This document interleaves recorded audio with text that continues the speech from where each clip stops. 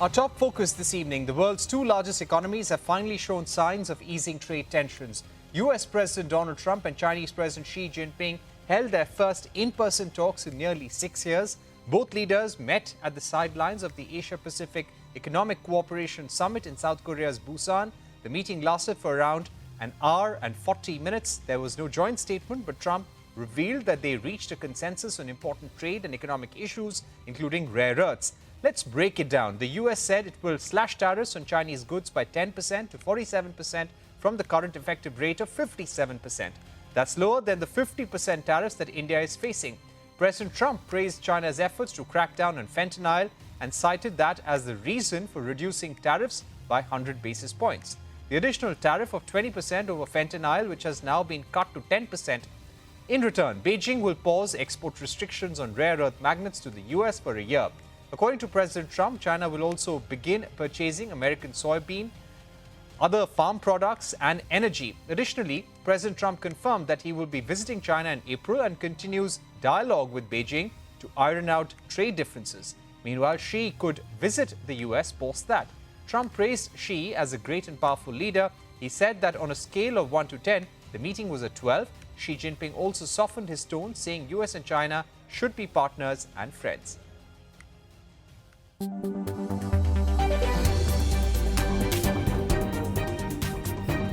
President Xi is a great leader of a great country, and I think we're going to have a fantastic relationship. China's development goes hand in hand with your vision to make America great again.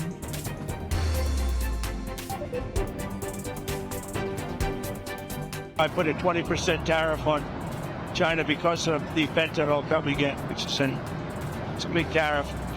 And based on the statements today, I reduced it by 10%. So we did discuss chips, and they're going to be talking to NVIDIA and others about taking chips.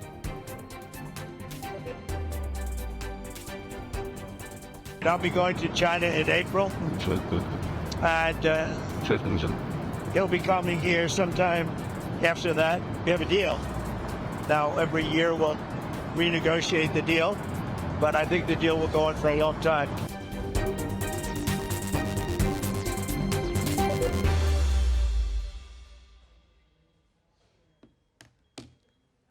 While the talks do mark a breakthrough, it's important to remember that a formal deal has not been signed yet. Talks, which were far less detailed than past negotiations, produced minimal commitments. Key issues such as Taiwan's status, the TikTok dispute and the US export ban on AI technology remain unresolved. The leaders also did not discuss China's purchases of Russian oil. So will this meeting lead to lasting progress? Joining us now to discuss this are Lieutenant General S.L. Narasimhan, Adjunct Distinguished Fellow at Gateway House, and Jennifer McKeown, Chief Global Economist at Capital Economics. Jennifer, how much do you think has really been achieved? Is this going to be seen as some sort of relief for US companies at least? Yes, I think it's something of a relief. I think if we look at what's actually changed, China stood to gain the most from this. To be clear, yes, US companies benefit from the delay to those export restrictions on rare earths, which had the potential to really gum up supply chains. But for China's perspective, what was key was to reduce those tariffs on goods exports, and they have come down a bit. That in itself may not offer a massive boost to China, but what it does do is to take away the much greater risk that there was going to be a further acceleration, that we were heading back to those 100% type tariffs against China, which would have stood to really dent the economy. So I think there is some relief here, but it's very clear that tensions between China and the US are going to remain in place. The two are geoeconomic competitors. There are major tensions there that won't go away overnight, but at least for the next year, hopefully, things look a bit more stable. Right. Just before meeting President Xi, General Narasimhan, we saw that statement from President Trump where he said that he's going to start ordering nuclear tests to be carried out in the United States because adversaries, allies of America are doing it all the time. This will be the first time in 33 years. Experts are divided on the rationale of the move. Do you think this was more of a message to Xi that US is a superpower, the most powerful country in the world when it comes to defense? Thank you, Parikshit. And let me take your mind back a little bit.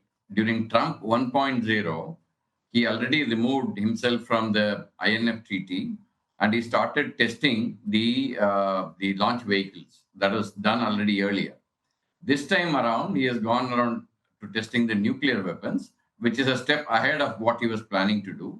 And he said when he said other countries are trying to increase their nuclear stockpile, which typically implies the new silos that have been discovered in China in Xinjiang, could be one good reason as to why he wanted to go ahead with that. Plus, also Russia tested a nuclear-powered missile last week, earlier this week. So that also could be a motivation for him to start this particular thing. However, I am sure this would have put some kind of pressure on the Chinese team before he met President Xi. Right. Indeed, an important point. Now, on the issue of rare earth minerals, Jennifer, the Chinese Commerce Ministry had said that they would suspend export controls that were announced on October 9 in return for US pausing 50% penetration rules on export controls. Does this mean that the first set of export controls on rare earth minerals, including magnets, that were imposed on the 4th of April, they are still in place? So it does not mean that the flow of rare earth from refined rare earth from China to US would be absolutely free-flowing. The earlier restrictions still continue. You would still have to get those licenses, give guarantees that this is not going to be used for defense purposes.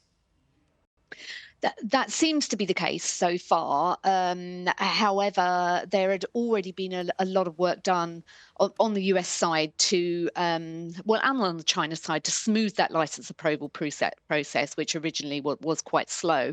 And US firms did seem to be in a relatively good position then regarding getting approval for those licenses, and rare earths were flowing into the US. So the additional export controls that had been announced were a major concern, and the fact that those have now been delayed for a year is a significant relief.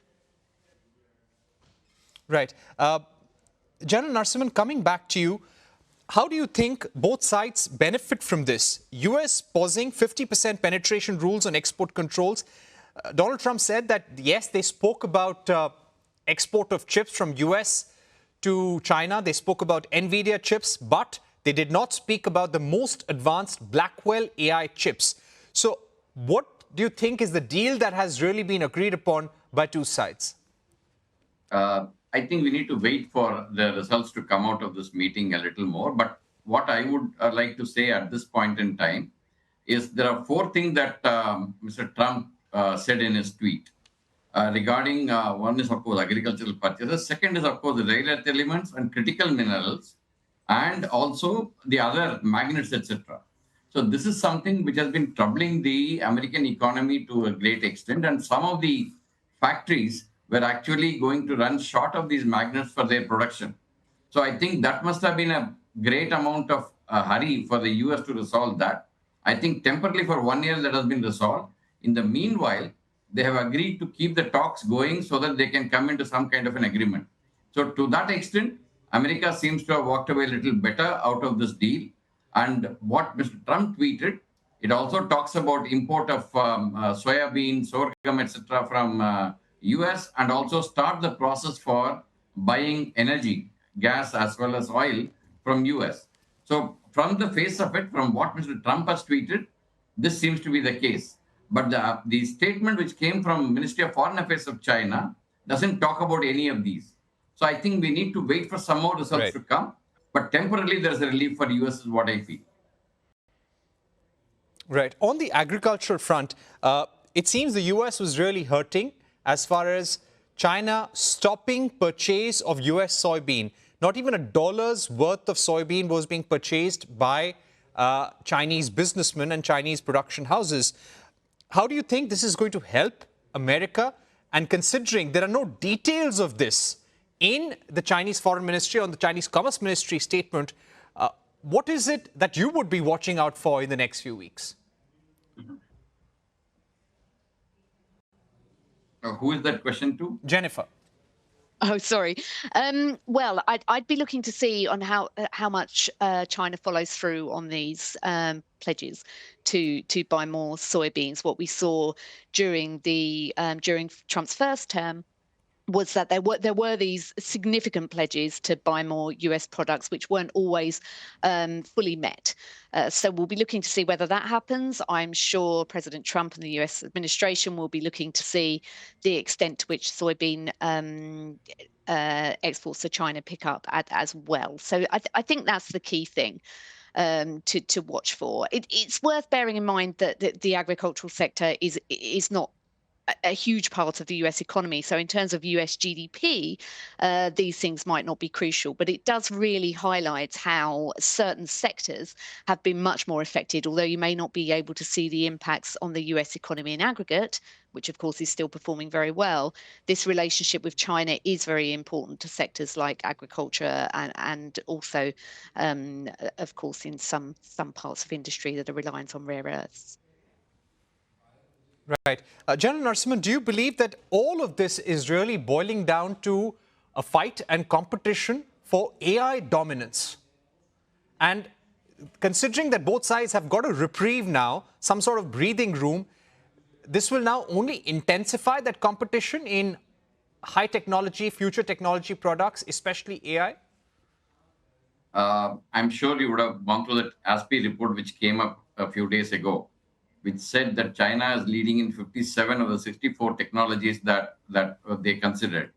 So there is already a competition that is going on between China and US on the science and technology field. It is not only, most of the concentration seems to be on artificial intelligence. I would expand that a little bit to add quantum technologies as well as the space technologies. These are actually where China is actually reducing the gap faster with the US. So to that extent, yes, the statement that you made is true.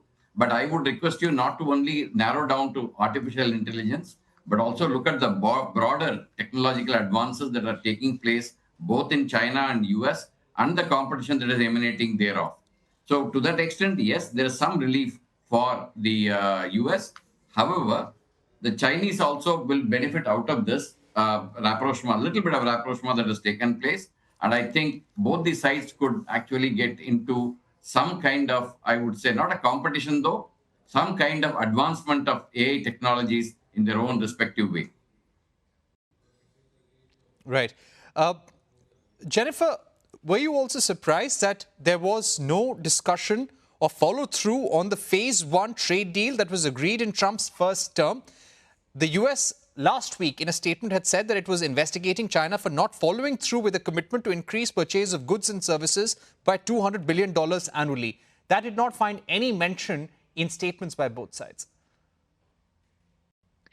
Yeah, well, I guess that's part of the relief, really, that we're not going back over old ground and threatening new tariffs or new sanctions. And presumably both parties wanted to keep that out and to look forwards to how this deal might shape up for the future. But I guess it is possible that when we look forwards to the next meetings, we know another meeting is going to take place in April. Presumably there will be meetings before the end of the 1-year review of this deal. It may be that these things start to crop up again. So I don't think that we can assume that because this agreement has been made, that by President Trump's words, this has been a 12 out of 10 meeting, that things have been, that we've drawn a line under this and that these tensions won't accelerate again. I think that these issues will continue to crop up in the coming months and that's going to be influencing markets all year. Right. On the issue of Russian oil, General Narasimhan, we've seen the kind of pressure the US has been putting on India. But again, when it came to Xi Jinping, no mention of purchase of Russian oil and gas. So why these double standards? Why these two stands, one for India and one for China? Or do you think this is going to come up in successive talks? I have 3 points. One on the previous question that you had, if you permit me. Please, there is a report which came up a little while ago that the US has started a study of the phase one trade deal that they signed in Trump 1.0, basically to see and understand as to how much the Chinese have not met the requirements that were imposed on them because of that agreement. So that issue is not dead. It is going to be in the background for a while. But as Jennifer said, I think it is going to come up again in future. The other thing about the Russian oil, if you take that statement which Mr. Trump made before he met Xi Jinping, that he also didn't mention about India's buying of oil or anything else at that point in time. He says, I like Mr. Modi, etc., which is commonly he does. And so therefore, even on the Russian oil, he didn't push further on India also at that point in time. However, in the the US-China meeting, there has been no mention of this. That does not mean that it would not have been discussed. Probably it is not in the open domain. I am sure some kind of discussion would have taken place on this. Even if it has not come out in the open now, I am sure the trade teams that are working on further issues, that I'm sure they will deal with this again. And let's not forget, there are sanctions now on two of the biggest oil refiners in the US, Lukoil and Rosneft, which cover almost 50% of Russian crude oil imports around the world. So that itself makes it difficult for China to also buy more Russian oil directly. We'll have to leave it there. But thank you very much, Jennifer and General Narasimhan, for joining us for a very interesting discussion on a very important topic as well.